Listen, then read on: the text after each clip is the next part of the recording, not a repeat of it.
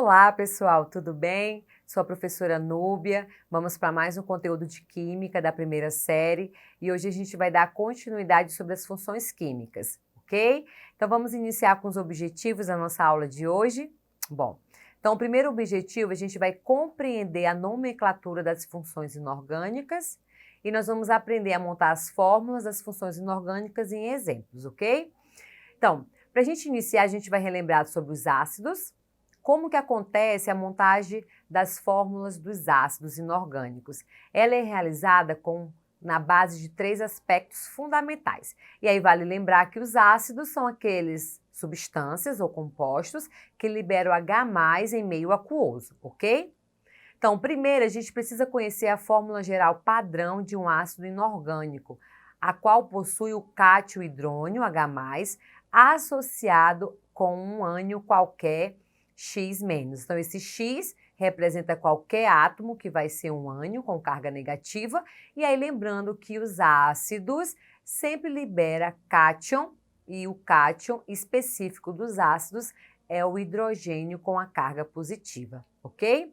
Segundo, conhecer a regra de nomenclatura de um ácido de acordo com a apresentação abaixo. Então, como que vai funcionar a nomenclatura de um ácido? A gente inicia com a palavra ácido, o nome do ânion e a substituição da terminação.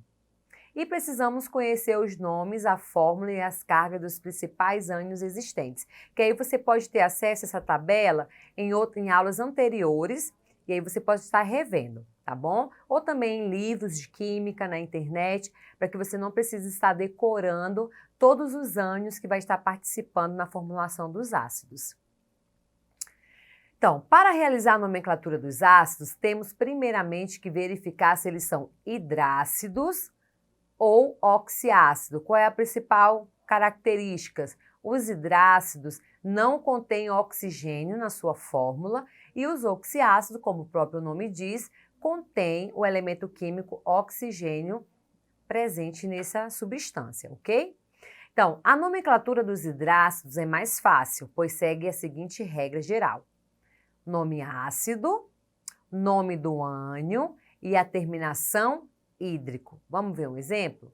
Então, a gente tem aqui HCl. Então, inicia com a palavra ácido, nome do ânion. Quem é o ânion aqui? Será o cloro, ok? Porque o cátion, lembrando que é o hidrogênio, então o ânion vai ser o cloreto. Então, a gente pega aqui com a terminação hídrico. Então, o nome desse ácido vai ser ácido clorídrico, ok? Vamos ver mais um exemplo? Temos aqui o HBr, temos a presença do hidrogênio e do elemento químico bromo. Então, inicia sempre com a palavra ácido, nome do ânion e a terminação hídrico. Então, o nome desse ácido vai ser ácido bromídrico, ok? Então, essa regra de nomenclatura são para os ácidos que são classificados como hidrácidos, ok? E como funciona no caso dos oxiácidos? Os ácidos padrões formados pelos ânions de cada família, seja da 4A, grupo 15, grupo 14, 15, 16, 17 da tabela periódica, seguem a regra geral abaixo. Nós vamos ter a palavra ácido também, o nome do ânion e a terminação muda. Lá nos hidrácidos era hídrico. Quando a gente fala dos oxiácidos, a terminação será ico. Então, a gente vai ver aqui o exemplo, ó. O que a gente pode observar? Tem o hidrogênio, tem outro elemento químico e o oxigênio, que todas as vezes que a gente tiver um oxiácido, a gente vai ter a presença desse elemento químico. Então, inicia a palavra com ácido, a nomenclatura. Vamos pegar o nome do ânion com a terminação ico.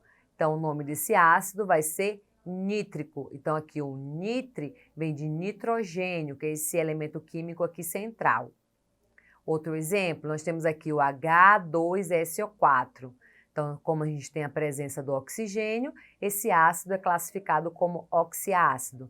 Então, a gente inicia a nomenclatura com ácido, nome do ânion mais ico. Então, o nome dele vai ser ácido sulfúrico, ok? No entanto, existem outros ácidos que se formam com o mesmo elemento central. Assim, para nomeá-los, nós nos baseamos dos ácidos padrões mencionados acima e na quantidade de oxigênio, seguindo a seguinte regra. Então, quando a gente tem os oxiácidos, a gente pode ter essa outra nomenclatura. Se ele ganha mais um oxigênio em relação ao ácido padrão, a terminação vai ter per mais ico. Se ele perde um oxigênio, vai ser o nome ácido, nome do ânion e a terminação oso. E se ele perde 2 hidrogênios em relação ao ácido padrão, a terminação vai ter a palavra ácido, hipo, mais a terminação oso. A gente vai ver um exemplo agora, ok?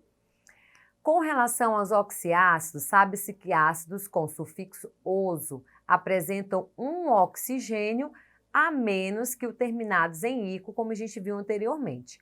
Com base nisso, assinale a alternativa que completa corretamente os espaços em branco na tabela abaixo, respectivamente. Então, o que a gente pode observar aqui, ó, ácido nítrico. Se a terminação é ico, é porque a gente tem um oxiácido. Então, a gente pode observar aqui a presença do oxigênio. E ele quer que a gente identifique qual é a fórmula molecular do ácido nitroso. Então, se a terminação ico tem 3 oxigênio, se a terminação oso, como diz aqui na questão, apresenta 1 oxigênio a menos. Então, a gente vai identificar aqui nas alternativas qual é a fórmula do ácido nítrico, né, que vai apresentar menos um oxigênio. Então, a gente vai aqui observar que nós temos 2 alternativas. Aqui a letra D e a letra B. Aqui tem O2 e O2, ok? E aqui seguindo, ele quer que a gente identifique ácido fosforoso, ele que tem aqui a fórmula molecular e em cima a quantidade de hidrogênio foi maior, então a terminação também vai mudar, ok? Temos também aqui o ácido sulfúrico, terminação ico, então esse é o ácido padrão. Observando aqui também, ó, diminuiu a quantidade de hidrogênio, então a terminação vai mudar. Se era ico e diminuiu a quantidade de oxigênio, então a terminação dele vai ser oso. E a gente pode observar aqui que a gente tem na letra D, terminação oso, na letra B, terminação oso. Então, o que que vai? A gente vai ter que identificar o ácido fosfórico aqui. Então, a alternativa correta para esse exemplo é a letra D. A fórmula molecular do ácido nitroso é HNO2.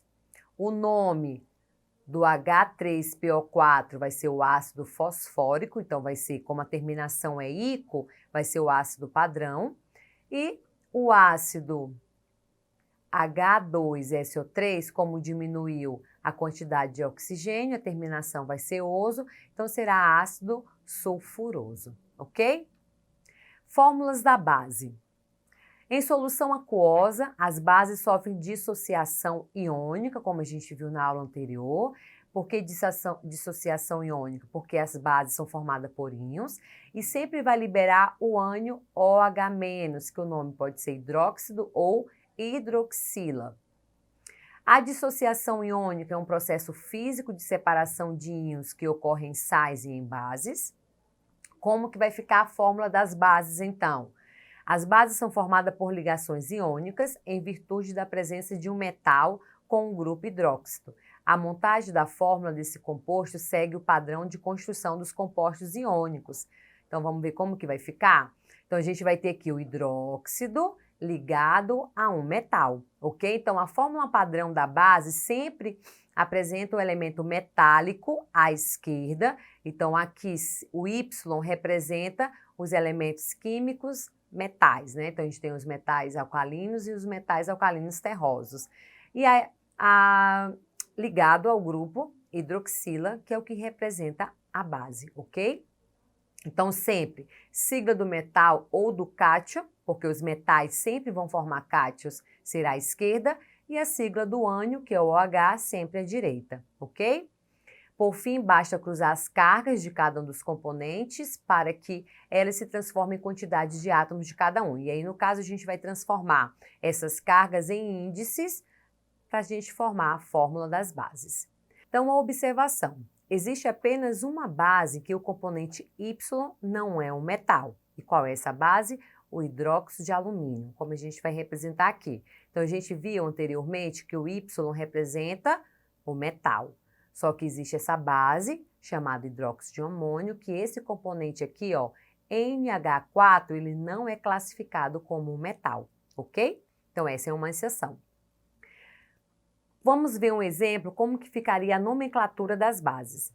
A fórmula da base que apresenta o cátio alumínio Al3 e o anidróxido OH-. Então, a gente tem aqui, ó, o Al3, que é um metal, e tem aqui a hidroxila, que é característico das bases. O que a gente vai fazer? Vamos inverter as cargas, transformando eles em índice. Então, a gente vai ter aqui a fórmula dessa base, Al, entre parênteses o 3, porque esse 3 vai pertencer tanto ao oxigênio, na verdade vai pertencer ao grupo hidroxila, que é característico da base, ok? Que aí ele é formado por dois elementos químicos, o oxigênio e o hidrogênio. Regra de nomenclatura das bases. Nós teremos sempre a palavra hidróxido, preposição de, mais o nome do elemento químico, que geralmente vai ser um metal, a não ser que a gente tenha um hidróxido de amônio, beleza? Os sais. Os sais, como a gente viu na aula passada, são característicos, eles são produtos, são provenientes das reações de neutralização entre um ácido e uma base, como esses dois exemplos. A gente vai ter a formação de sal e água. Os íons que formam os sais, eles podem ser tanto monoatômicos como poliatômicos, ok? Como a gente tem aqui o exemplo do íon fluoreto, do cátio do cálcio, e poliatômicos como o sulfato. A gente pode observar aqui, ó, monoatômico, porque só tem um elemento químico. Poliatômico, porque ele pode ter de 2 a 3 elementos químicos, ok? Como que vai ser a fórmula dos sais? Regra geral, a gente vai ter aqui o nome do ânion, preposição de, mais o nome do cátio. Como a gente tem aqui, ó, cátio, né? A gente vai aqui o cátio primeiro e na fórmula, ok? A gente vai ter o cátio, em seguida o ânion. Na nomenclatura, a gente vai ter o nome do ânion, preposição de e o nome do cátio, beleza?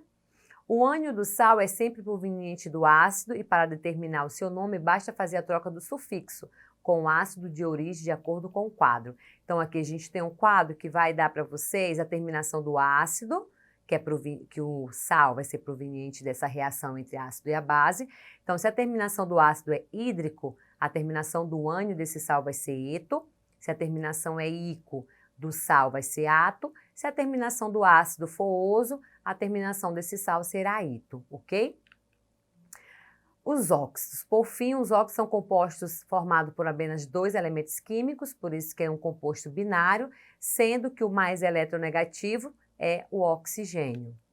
E aí, como que vai ser a fórmula dele? A gente tem aqui o cátion e o oxigênio, né, que ele é o elemento mais eletronegativo, então ele vai ser o ânion.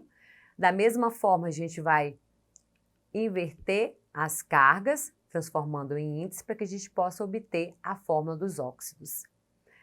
Bom, pessoal, e por hoje é só. A gente trabalhou na aula de hoje sobre a fórmula e a nomenclatura dos compostos orgânicos.